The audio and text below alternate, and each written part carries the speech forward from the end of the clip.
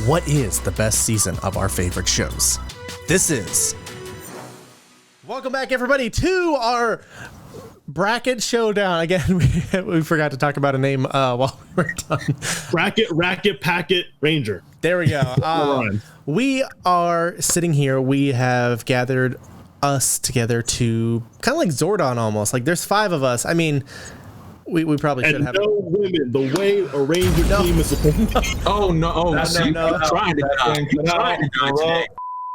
We are gathered here today to talk about Power Rangers and which season is the best by debating, by yelling, by screaming, by, throwing internet insults at one another. So far, it's been pretty tame. I'm already pissed. I'm furious. I'm mad. We've already kind of went over In Space and Jungle Fury, and then Ninja Storm and Dino Charge, and both of those were pretty unanimous, one-sided. One show is definitely better. So I feel like it's gonna get a little bit more heated once we start getting to some of these other matches, or when we get to the semifinals or whatever they call it in a tournament, Sports. Yeah. Who watches that? But we are looking at Beast Morphers and Power Rangers Lost Galaxy on today's episode. So who wants first blood on this? Who wants to jump onto this? I would like to take first blood. Go for it. I am kind of mixed on this, and here's why. I like what Beast Morphers tries to do. I like the fact that Hasbro, when they bought it all and still were semi working in conjunction with Saban, was like, why did you pass on this? Why did you pass on this when they basically made this show Go Busters overseas, basically for American kids? And you passed. No. We'll take that. Give us the money. We'll take it. And so I like what it does. I like what Beast Morphers does. Like I don't like the fact that it was difficult to try to find times to watch it, or when new episodes were actually airing, or it came on so early in the morning. But like, as far as the characters go, I'm a big fan of the character of Devon Daniels, and the fact that like he has so much character growth as someone who's not only trying to be someone to try to please his dad and make his dad proud of him, even though he has to hide his secret as being a Power Ranger, but it's also the thing of he's learning how to try to be a leader and learning how not to put everything on his shoulder and learning how to trust his teammates. And so there's a lot of growth. I think there's so much growth with this Red Ranger per se, and I'm really interested in that narrative and his story. Now, besides that, everything else, Blaze, Roxy, I think they're cool. And the rest of the cast, Ravi, Zoe, Nate, and Steel. I am a big fan of Steel. I'm not gonna lie. I like Steel a lot. Steel, I like Steel. No, Steel is cool. But What? Lost Galaxy is so dope though. Like Lost Galaxy starts off, they're wearing the costumes from Starship Troopers, y'all. Yeah. Confused me as a kid. Which freaked me out. I was like, oh, wait a minute. They're in the Starship Troopers universe for real? And I was like, no. They just borrowed the costumes, fam. And once again, you have a Red Ranger who has to learn on the job. And Leo learns on the job. But then you also get Magna Defender / Mike. And like Mike is my homie and Magna Defender is my homie. That's one of the coolest costumes of all time. It's one of the coldest ones too. And that's the whole thing. I can't even remember really who the main villain is. It was Trakina. It's Trakina, my bad. Trakina is like the main villain in Lost Galaxy, so I shouldn't say that I don't remember. But for most of it's like your dad or the scorpion thing and like this weird bug creature. Right. But it's still, they got a dope cast. They have a hell of a dope cast. Fantastic stories. You get Bulk and Skull for like 3 episodes, and they're like, we can't do anything with them. Bye. They're gone. But you get a dope team up. You get a Ranger that supposedly dies, but somehow comes back at the season finale. You get so many awesome things. Like who knew we were going to get Psycho Rangers and the Space Rangers and Lost Galaxy to team up? There's so many good things about Lost Galaxy. Plus, you got the fight at the end where like Leo gets punched and the visor breaks. That's dope. Yes. Oh no! Remember, he was gonna blow himself up. He was gonna die. He was gonna sacrifice himself. Ready? That was amazing. So that's my take. So like I'm torn, but I would probably lean toward more Lost Galaxy. But I want y'all to speak on it too. Basically, I always put it with Lost Galaxy had great storytelling. A Red Ranger who technically didn't feel he was worthy because he didn't even pull the sword out of the stone. I love like right off the bat, I love that aspect that he had to doubt himself and had that he went from a guy doubting himself he was worthy to willing to sacrifice himself to beat the main bad guy and save the city. Like that's a great arc. And it doesn't matter what show, not just Power Rangers. To me, a character has to change from the first episode to the last episode. If they're the same character, I don't care. Now the same thing can be said for Beast Morpher Red because to me, he's a better version of RPM Red. When I have to compare it, basically, I always look at it because of where he ends up being in charge of everything, like his character growth from kind of being a guy to being the leader of this whole situation. I absolutely love that progression for him. I think Beast Morphers is, again, like we mentioned last episode, is one of the best modern Power Rangers seasons. And I love the cast itself past the Red Ranger. I wasn't super crazy about, but I like the villains. I like the storytelling. I like the idea of like villains trying to tap into the morphing grid. But then when you have Lost Galaxy, I care about almost the entire cast. And I think it had, especially the Magnet Defender storytelling, like it had so many great story beats, and it kind of felt like it was taking a little more risks with the storytelling. I would say personally that I think my main issue with Beast Morphers is that so much of it feels like it was done better in a different season. Like I'm like with Devin, I feel like he's just, there have been so many other Rangers where it's like they had to doubt themselves. They had to go through a journey of like not feeling like they were worthy enough to be a Ranger.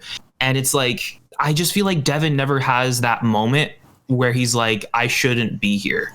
You know, even when like Blaze and Roxy are like restored to being normal, he never has that like moment where he's like, am I good enough? You know what I mean? And the same thing with like even Nate. Nate is, we've seen other like nerdy Sixth Rangers who like have proven themselves to the team. Like look at Cam, look at Kendricks from Dino Charge. So many other like nerdy techie like side lab assistant Rangers who prove themselves in I think a better way than Nate does, and I feel like who have earned it more than he does. Even like Ravi feels like Ravi's character in the first episode felt like he should have been like another Sky Tate or another SPD Blue, and he just wasn't. He never, his initial team basically dies in the first episode.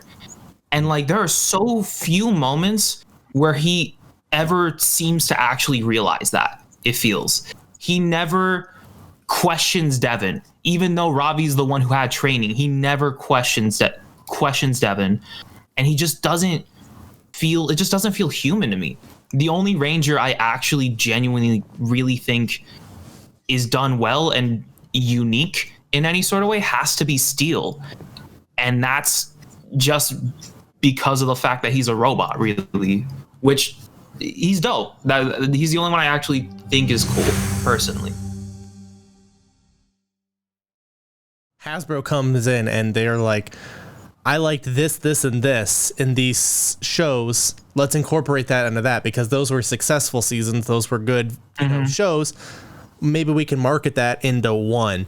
But really it just kind of comes off as like the market pantry version in some instances. No. I think that, you know, you have Beast Morphers and Lost Galaxy both have these organizations with Adventure and Grid Battle Force and everything. And while they're kind of similar in the way that they function in the plot of the show, like Lost Galaxy, you feel a lot more like Adventure and all the people around it, like was it Commander Stanton, I think is his name. You see how important he is to the ship and everything. And you have episodes like they go on like that rescue mission and stuff like that. So you get to see how important like all the background characters are. Like in Beast Morphers, like in season 2, like once you have the good Blaze and Roxy back, it's kind of fade into the background. We don't see them like some episodes at all. Sure. And it's like there's so many really good things that they could do with the characters in Beast Morphers that they just won't use, and it's unfortunate. Well, I think Lost Galaxy does. So, yeah, it's just tricky. I think it might even be like a thing of how Power Rangers now operates with the 2 seasons, and you have the divide where you almost have to have like a natural conclusion to what you've already brought up, which is fitting because Go Busters really does have like a middle point where everything does conclude, and then it picks up again, and then they change the intro and they have GoPro footage and it looks awful. But like, I feel like when you're a producer or you're even like a creative in charge of writing or managing like this, you see on paper, oh, I have 2 seasons. And so your list of I could maybe do 5 things this season, now it's like, well, hey, I could do 10 things. But I feel like you still only have about 44 episodes, which is what the other previous, like Disney era, Saban era, before the reacquisition, like they have a lot of that time because they really looked at it at 44 episodes. What can we accomplish? Let's really focus on those 5 things, maybe do a 6th. Instead of saying, hey, well, we have 2 seasons, let's try to do, twice as many things, when really that first season, we're still just getting to know everybody. And it's not until like that second one that we should really get those hard-hitting moments. But those hard-hitting moments are happening in the first season, and they're happening at such like inopportune moments that it just, the whole season feels off when you like compare it to something like Lost Galaxy, which I feel is one of the weaker seasons. It's got a lot of good like the theme song's great. Like it's got a lot of greatness surrounding it. Like I remember, like, are they called the Quasar swords? Quasar sabers. They're sick, dude. They're so cool. Like as a kid, you're like, I want this, I want that. And you go to Toys R Us and it's like, half the size. But like, there's just so much good about it where I don't know, maybe we are too old to kind of see that goodness in Beast Morphers. Speak for yourself. Possibly. Like, honestly. I mean, I'll give them one thing. At least they didn't call season 2 of Beast Morphers Super Beast Morphers. Yes, that's true. This is true. They are learning. Do that. But like, it's kind of, you got to put your brain into a different gear. Cause like I worked in elementary schools with kids, like I was doing like a teaching job, and you like Power Rangers, you like this stuff. And sometimes you can talk to like some of the kids, like they're watching Power Rangers and you're like, oh, cool. But it really hits you when you see like a kindergartner run into your room and he's got a backpack with the 3 main Beast Morphers on it. And you say, how you like Beast Morphers? And their eyes just light up and they're like, because they have just so many things that they feel and that they love about it. And, we maybe not feel like that because it's not quite our demographic, but I feel like it's still doing its job really well. And I'm super happy for those kids that love Beast Morphers, but Lost Galaxy is a way better, season. Well, with Lost Galaxy, again, much like in space, we actually get stakes again. Like, Kendrick's dying. Like, a Ranger is dead. That happened. And then you had to get the kind of, the rebirth of Astronema becoming her own person, becoming Corone and becoming a Ranger. That is so dope and is not talked about enough. Yeah, dude, Astronema becoming a Ranger in the next season, that is so dope. People do not appreciate that nearly enough. It's a great payoff for long-term fans, but it's not like being sucked into the Zordon era too much. Like, it makes its own story, but having a little sprinkle of other stuff, and I love that. And again, I talked about with Leo having to go through what he went through, doubting himself, meeting the Magna Defender, thinking it's his brother, being wrong, getting beat up by the Magna Defender, then teaching him the right way to be, seeing him die, and then getting his brother back. Like, dude, he goes through a lot. The show's just so good. And then also, you feel the desperation with actual Terra Venture. Like, near the end of the season, when they realize they have to get somewhere now because they're running out of everything. Like, that felt real. And I really appreciated that aspect of the show. With Beast Morphers, like you mentioned, too many ideas. If they took the best parts of season 1 and 2 and made it one season, it would be like the best season ever. Absolutely. But because they stretched it out, you had so much like, I like to think of it like the episode 30 Sentai filler, but it lasts like half of both seasons, So like that was always an issue for me. But again, like, I like the character progression of the Red Ranger, but everyone else's progression didn't feel earned and didn't feel like much. Where like everyone at the end of Lost Galaxy felt different because of what we saw them go through and like finding a new home. So yeah, right. Yeah, and the thing about Astronema being the Pink Ranger, the Pink Lost Galaxy Ranger, when all that's said and done, originally that was supposed to be Cassie. That's true. Yep. That was supposed to be Cassie, but I think the rumor was that she wanted to be credited in the cast, not in the opening credits, because in that way she would get the appropriate pay. And Saban Productions being Saban Productions, like, no, we ain't doing that, because if we do that, then we have to give you that pay. So no, and she's like, well, we're not doing it then. Saban is holding money. No. Regardless, though, I think it was better the other way around, personally. Right. Dude, Lost Galaxy, like, we talked about how In Space is so well connected to everything else, and how everything after it is so, like, far off in its own dimension, basically. Lost Galaxy is like that perfect middle ground where it's like it's just connected enough to everything else to where it's like people who've been watching the show for a while can enjoy it and be like, oh, I know this, I remember this, that, the third. But it's also so much of its own thing that it can exist in its own right. And that's kind of what I love about it, is that it's that perfect like beginning season where it's like, if you don't want to watch like RPM, I mean, if you don't want to watch Mighty Morphin through In Space, start at Lost Galaxy, because that's like you can still appreciate it for its own thing, and I just love that. Absolutely. Yeah, I think we're ready to vote. Do you guys have any last words? Are you ready to vote? I think we're good. Cool. All right, so throw 1 up for Beast Morphers, 2 for Lost Galaxy on 3. 1, 2, 3. Yeah, again, another unanimous one. That's what's going to make these next episodes, like where these matchups go against one another, just so much more interesting.